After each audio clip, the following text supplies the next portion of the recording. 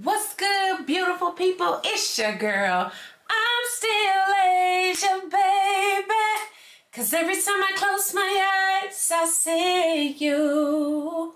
Welcome back to my channel, ladies and gentlemen. If you are new here, hello, and welcome, okay? Be sure you like, comment, and subscribe. Hit that notification bell so you don't miss any videos from your girl, okay? As y'all can see from the thumbnail, today, y'all, I got a calling from MrBallen, okay?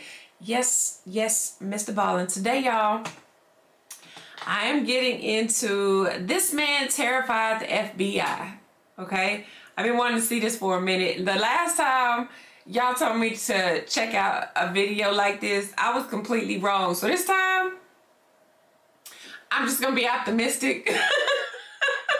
I think it was the worst FBI investigation, or the worst like investigation ever, the most effed up investigation. That's what it was, because it was a guy that, where it was him and his girlfriend. His girlfriend was actually deceased on the couch. Y'all, it was a whole mess. It was a whole mess, and I was so wrong. Y'all was so mad at me because I was like, shoot, how you playing crazy, y'all, the whole time? Okay, I was like, he did it. And come to find out, y'all, it was just messed up. Because by the time I figured it out, I was like, what? Okay, so now, now y'all, here we are. This man terrified the FBI. I'm just going to listen to the story. Okay, I'm just going to listen to the story. That's it. So, I ain't gonna keep this video long, y'all. This video is long enough. Let me see. Let me make sure I get y'all right. Let me make sure I get y'all right first, before I say all of that, okay? Look, I should already did that. I don't want it too big. There we go. I'll scoot over here. Scooch over, scooch over. All right. Yeah, so now, this video is long enough, so go on and get your popcorn ready, and let's go on and get into this video, y'all. Let's go. There are a few graphic and distressing details that are revealed at the end of this story. Viewer discretion is advised. But before we get into today's story, if you're a fan of the strange, dark, and mysterious delivered in story format, then you've come to the right place, because that's all we do, and we upload 3 or 4 times every week. So if that's of interest to you, please replace the like button's eye drops with Egyptian fox urine. Also, please subscribe to our channel and turn on all notifications so you don't miss any of our weekly uploads. All right, let's get into today's story.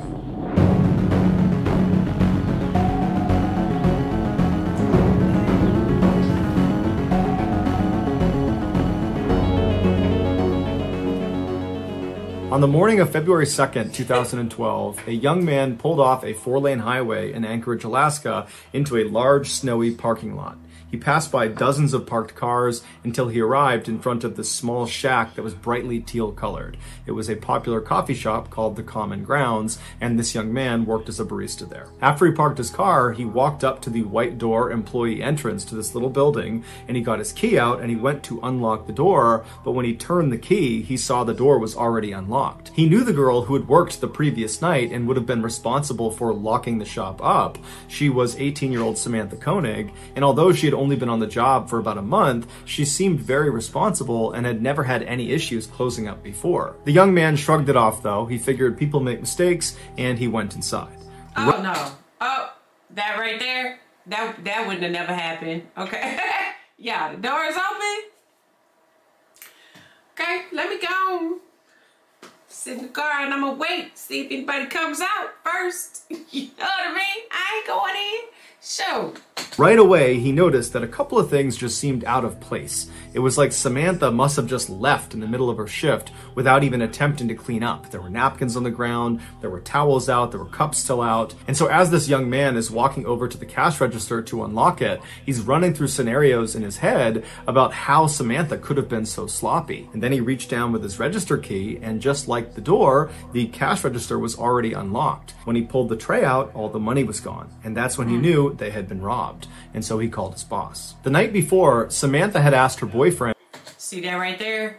That's the reason why I wouldn't have had even gone in, okay? You don't even know if they still up in there. Why would you do that? Okay, that's just like walking up to your door at your house and your front door is open. I ain't finna go in. Is you crazy? No. I'm finna call the po-pos. Okay, they gonna have to come to the crib, check it out, make sure everything is good to go before I even step foot. Okay, I don't care. I'm not. That's just how I move. I'm not finna do that.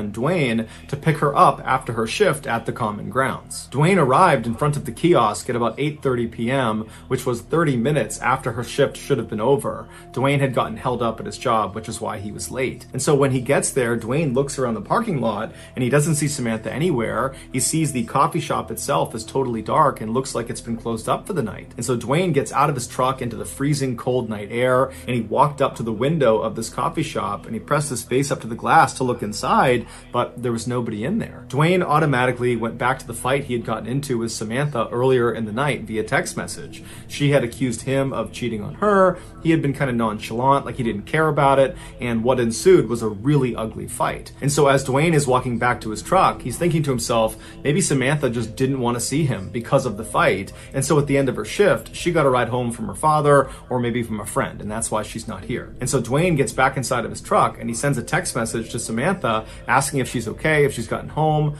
but after several minutes of no response from her, Dwayne, even though they were fighting, he still cares an awful lot about his girlfriend. He decides, I gotta go by her house and make sure she's there and that she's okay. And so a couple minutes later, he gets to her house, he goes up to the door, and her single father, James, answers the door. Dwayne explains that he didn't see Samantha after her shift and just wanted to make sure she was here, but James says, she's not here. I have no idea where she is. I haven't spoken to her.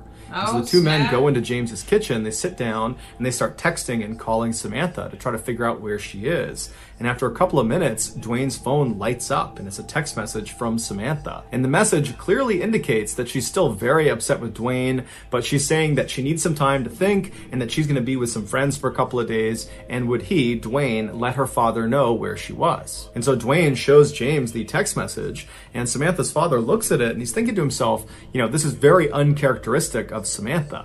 He had raised Samantha since she was 2 years old, and they were very close. They shared everything with each other. It didn't make any sense that she wouldn't contact him directly to say that she was going to be out with friends for a couple of days. Yep, that's suspect too, okay? If you do regular stuff, people know your regular moves, you know what I'm saying? And her daddy would know that, y'all. Why would she tell you to tell me, okay? What? That she wouldn't contact him directly to say that she was going to be out with friends for a couple of days. And it didn't make sense that she would ignore all of his phone calls and text messages when clearly he was worried about her. The two men stayed up super late, calling and texting, hoping to get more information from Samantha, but she never responded, she never texted back.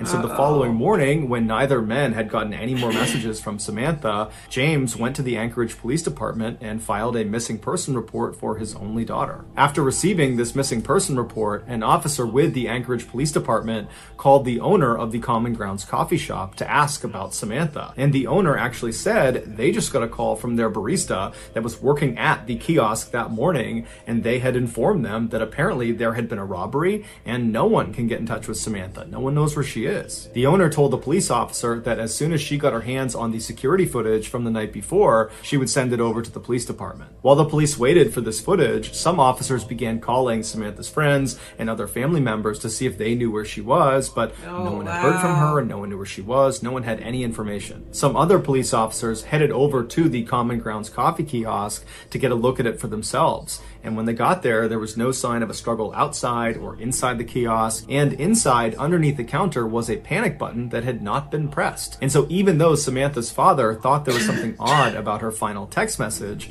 the police began operating under the theory that Samantha had robbed the kiosk and then left of her own accord. But what confounded police was how Samantha actually physically got away from the coffee shop. She didn't have a car that night, and she couldn't have just walked away because the weather was way too miserable and cold outside, and Anchorage is just not really a walkable city. And so if Samantha was telling the truth, that she was just taking a couple of days to be by herself with some friends at their place, then why didn't any of her friends know where she was? This question was answered later that day when the owner of the coffee shop made the security footage available. The footage, which has no audio, picks up around 8 p.m. on February 1st, 2012, which was the night Samantha went missing. It shows Samantha inside of the kiosk. She's working alone, she's cheerful, and she's busy. And then at some point, someone that we can't see, they're outside of the camera's range, comes up to the window and orders a drink. Samantha clearly turns to them, acknowledges their drink order, and turns and begins making this drink. And then after she's done making taking it, she turns to give it to this person,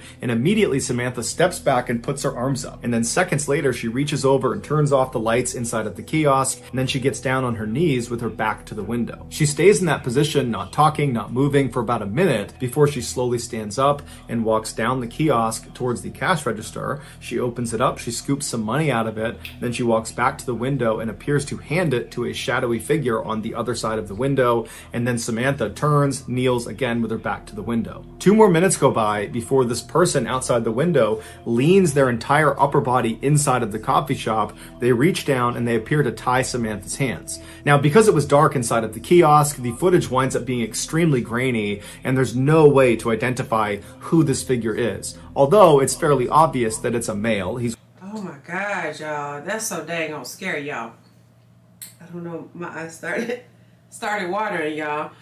That is so freaking scary, y'all. The thought, this man, oh my gosh. See, that's why stuff like that just makes me nervous, y'all. You see these little barbecue pit huts and stuff, like people just be kind of in the, y'all, that just makes me nervous. And she in there by herself too. I can only imagine how freaking scared she was. Okay, like I don't even know what's happening, and just even by the look at how the camera looks at it, it's like it's almost scary to watch. Like, can you imagine, y'all? Can you imagine being at work and somebody just comes up to you and you just get put into this situation like this, y'all? This make me nervous. Way to identify who this figure is. Although it's fairly obvious that it's a male. He's wearing a big sweatshirt and he's got a hat pulled down low over his face. After this mystery man is done tying Samantha's hands, he leaps through the window and then shuts the window behind him. And then he stands Samantha up, he puts a gun into her back, and then he marches her out the employee door and then out across the lot, all the way to a white pickup truck where he puts her inside and they drive off. Over the next couple of days, the police and also the FBI, who had been called in to be a part of this investigation, they just kept hitting dead end after dead end because there was no evidence. All they had was this surveillance footage that was too grainy to tell who this guy was that took Samantha. Meanwhile, Samantha's father, James, had rallied the support of nearly all 300,000 people that lived in Anchorage to go out and look for his daughter. His efforts were so profound, it had attracted major news outlets across the country,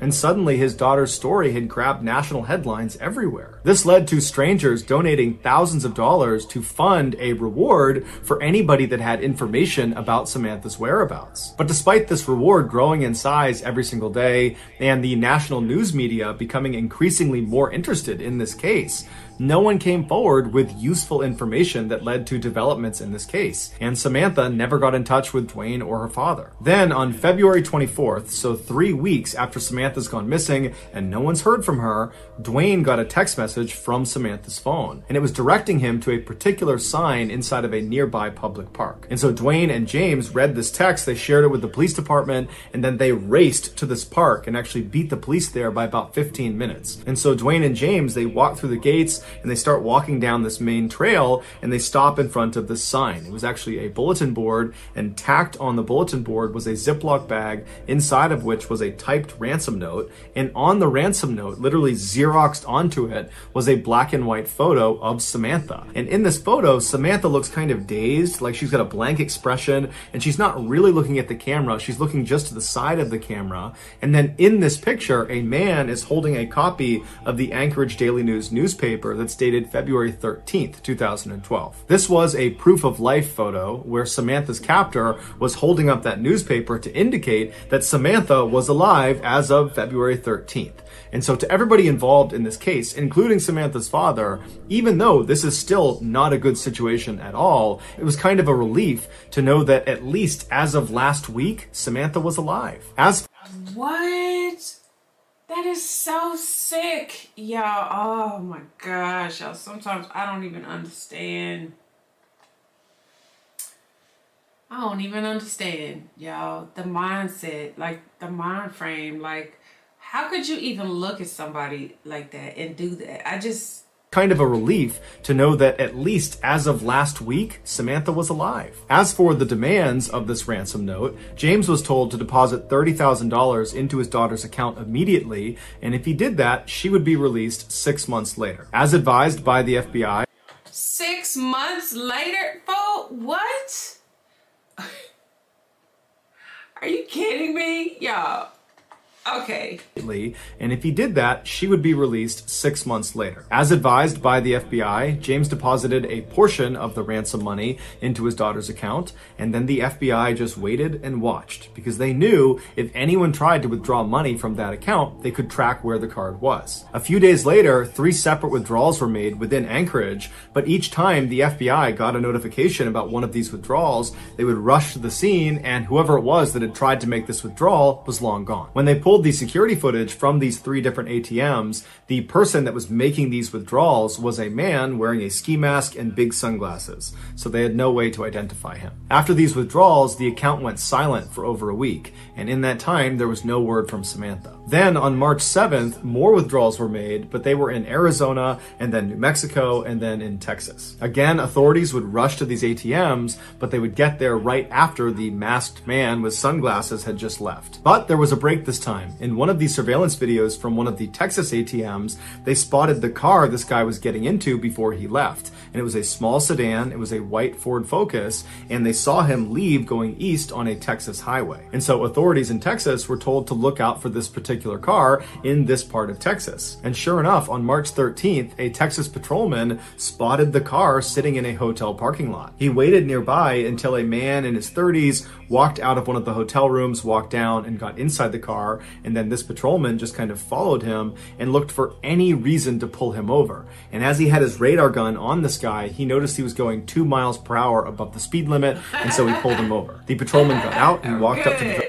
Stay on his butt, okay? He was like, yeah, I'm just waiting. I'm just gonna wait. I'm gonna wait for it. Shoot, right. Driver's side window. The window was already down. The man was very calm. The patrolman asked him for his license, and the guy handed him an Alaskan license. His name was Israel Keys. He was 34 years old, and he lived in Anchorage. The patrolman knew this was the guy. He called in backup, and before long, they were searching Keys' car, and in the trunk, they found a ski mask along with other clothes that matched the description of the guy who was making withdrawals from these different ATMs. They also found a gun, as well as Samantha's cell phone and debit card. After Keys was arrested and was brought into custody, he denied having any involvement with Samantha's disappearance. But after being presented with the overwhelming evidence that suggested otherwise, he caved and said yes, he would tell them the full story of what happened to Samantha, but they had to get him an Americano coffee, a peanut butter Snickers, and a cigar. Once he had You got me messed up.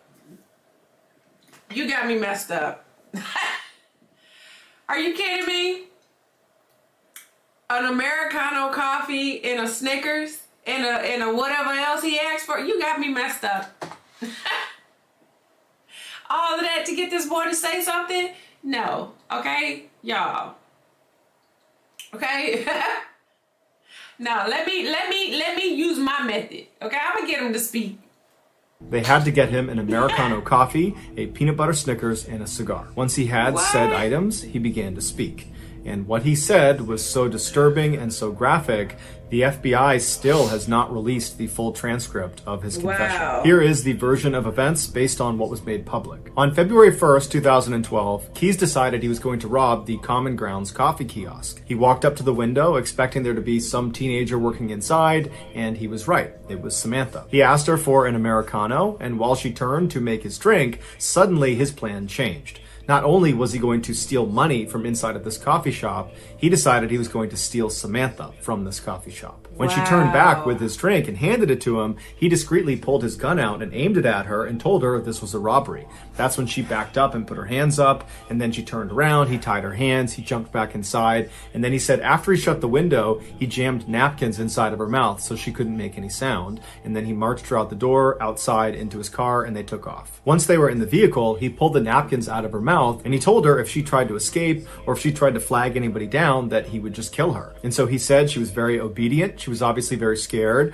but she was trying to do her best to stay composed. At some point, Keys reached over and took her phone and sent that text message to her boyfriend informing him that she was going to be spending a couple of days with friends and that he should tell her father. And then Keys told Samantha he was going to be holding her hostage and trying to extract some ransom money. Samantha told Keys that her family was very poor and that he wouldn't get much money out of them. to which Keys said, "Don't worry about it. I know they'll raise money and they'll come up with it somehow." Then they drove around Anchorage for several hours, periodically stopping so Samantha could get out and relieve herself, other times so Keys could smoke a cigar. Then around midnight, Keys made his way back to his house and he pulled into the driveway and he turned to Samantha and he had her go in the back seat and lie down. Then he put some tarps over her and he told her if she tried to escape, he would kill her. And then Keys got out and he walked inside of his house where his 10-year-old daughter and his girlfriend were fast asleep.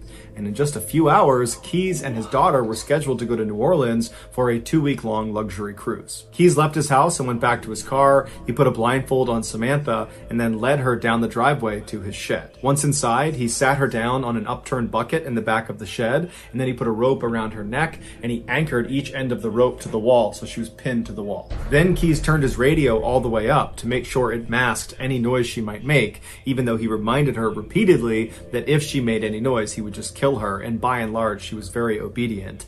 And then he gave her a couple of cigarettes to smoke and told her it was going to be just fine, to just chill out, that he was going to get the ransom money from their family, and then as soon as that was done, he would let her go. He turned on some space heaters to keep the space warm, and then he left and locked the door. He walked back into his house and double-checked that his daughter and his girlfriend were still asleep. They were. Afterwards, he started drinking some wine and relaxing, and then after a little while, he got a cup of water and he went back out to the shed. He went inside and he gave the water to Samantha, and he said Samantha was very composed. She was obviously frightened, but she asked him, "Did you speak to my father? Did you figure out the ransom situation?" And Keys told her that, "Yes, I talked to your father. Everything's working out fine. He's going to raise the money. We're going to get you out of here. Everything's going exactly to plan." What? Y'all, this, it almost sounds like it's just too good to be true, everything he's telling her. Like, I don't know. I just feel like it, like in that situation, just being like some type of hostage like that, just not knowing, like no answers, no communication, no outside world, no nothing. You don't know what time it is. You don't know what time of the day. You don't even, you know what I mean? Like, it's cold outside. Y'all, I just feel like my mom would be going into 1 million gazillion different places. All I know is I'm just trying to figure out at what point is he finna end my life. Like, there's no way. You bringing me water. I'm like, okay.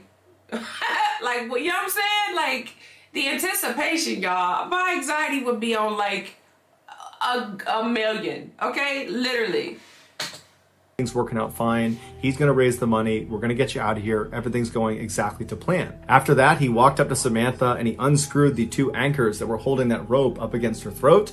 And then he cut the zip ties on her wrist, allowing her to relax and sit forward and just kind of be at ease for a second. And it was very obvious that Samantha was relieved. Her nightmare was about to be over. But then seconds later, Keys grabbed her really aggressively and tied her up all over again, this time much more thoroughly and much more tightly. It had been a cruel trick. When he cut her handcuffs and undid her necktie, he just wanted to see what she would do if she thought she was being let go. When in reality, he was never going to let her go. There was no ransom. He had not spoken to her father. It was all a big lie. Keys told investigators that as he was tying her up for that second time, he looked at her face and she had this look of total resignation. He said she knew what was about to happen to her. After Keys tied her up, he left the shed and locked it behind him. He went inside to check one more time to make sure his 10-year-old daughter and his girlfriend were still asleep. When they were, he went back to the shed, he opened it up, he went inside, and this time when he stepped inside, it smelled like urine and sweat, and he looked down at Samantha and she was terrified. He walked up to her and he began to assault her, and then after he was done, he was standing over her getting his clothes back on, and Samantha very stoically looks up at him and says, "Are you going to kill me?" And he says, "Yes, I am." As he put on his leather gloves, she tried to talk him out of it, but he said there was no other way. Keys would tell investigators that he was very impressed with Samantha's bravery. Shortly before 4 a.m., Keys drove a knife into Samantha's back before choking her until she stopped moving. He told investigators that she never made a sound. After she was dead, Keys left the shed and locked it behind him. He went into his house, he took a shower. Afterwards, he woke up his daughter and told her to start getting ready because they were leaving soon for the airport. While his daughter was getting ready, Keys went back out to the shed. He went inside, he rolled Samantha's body up in a tarp and pushed her towards the back. He unplugged the space heaters, turned off the lights, turned off the music, and then double locked the shed and went back inside the house to make his daughter breakfast. At 5 a.m., a cab showed up at the house, and Keyes and his daughter hopped inside, and they made their way to the airport and then on to New Orleans, where they went on their 2-week-long vacation. After they got back, Keyes went inside of his shed, he unrolled Samantha from her tarp, and by his account, she still looked fairly lively, and so he dressed her in some new clothes, he put lots of makeup on her face, he braided her hair, and then he stitched her eyelids open so it gave the impression she was alive and alert. And then he held up a copy of the Anchorage Daily News next to her and then took several photos, creating that proof of life photo for the ransom note. If you want to see this photo, you can Google it, but that's up to you. After he took these pictures, he chopped her body up into pieces and then disposed of her in a nearby frozen lake. It would turn out Samantha was not Israel Keyes' first victim. He was in fact a serial killer who specifically preyed on completely random people because he enjoyed watching them die. Over the years, he had hid what he called kill kits all over the United States, which were these caches filled with weapons and other tools designed to capture and kill people. This way, no matter where he was in the country, when he had an urge to go kill someone, he would just go to his nearest kill kit, dig it up, and then go target a random stranger. And he didn't care if you were young, old, big, small, male, female, alone, or in a group. Everyone was a target of opportunity. Keyes told investigators that as soon as he saw Samantha inside of that coffee kiosk, instantly he knew he was going to kill her. Everything about the ransom, the robbery, all of it was just a lie to keep her in line, to give her some hope that she might get out of this alive. When in reality, the second she walked outside of the doors of that kiosk, she was dead. Keyes admitted to killing Samantha as well as an older couple up in Vermont, but he would take his own life in a jail cell in December of 2012 before he named any of his other victims. And so to this day, we have no idea how many people he killed. The best guess is 11 based on a drawing he made in his jail cell, but that's just a guess. So that's gonna do it, guys. If you found the secret in today's video, let us know in the comments what it is and where you found it, so give us the timestamp. And if you're the first to do that, we will pin you at the top of the comments section. If you enjoyed today's video and you haven't done this already, please replace the like button's eye drops with Egyptian fox urine. Also, please subscribe. Are you kidding me, y'all? Like, I don't even know, y'all. What?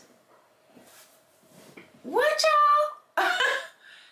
I mean, I cannot even imagine like the amount of grief like her family even had to like begin to like deal with something like this. How random is that? Like, that's the same situation like with the Jamie Kloss girl. And that was so freaking like, oh, her. You know what I mean? He just looked at her and was like, her. Like,